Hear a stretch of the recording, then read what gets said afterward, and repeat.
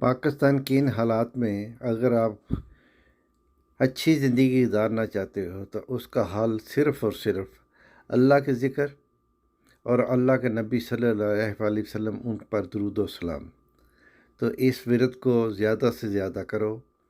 ہو سکتا ہے اللہ یعنی کہ ہماری مدد فرمائے، پاکستان ان مشکلات سے نکل جائے، کیونکہ پاکستان کے حالات دن بدن بد سے بدتر ہو رہے ہیں اور کوئی پوچھنے والا نہیں ہے۔ عوام بیچاری بے بس ہے،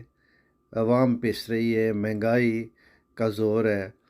عوام کو یعنی کہ ابھی صرف بیچاری کو روٹی کی پڑی ہوئی ہے، وہ بھی ان کے لیے مشکل ہو گئی۔ میں نے تو یہاں تک دیکھا ہے کہ ابھی پاکستان میں یعنی کہ موت بھی جو ہے نا وہ بھی بہت مہنگی ہو گئی ہے، یعنی کہ قبرستان میں بھی لوگوں نے اپنے ریٹ بڑھا دیے ہیں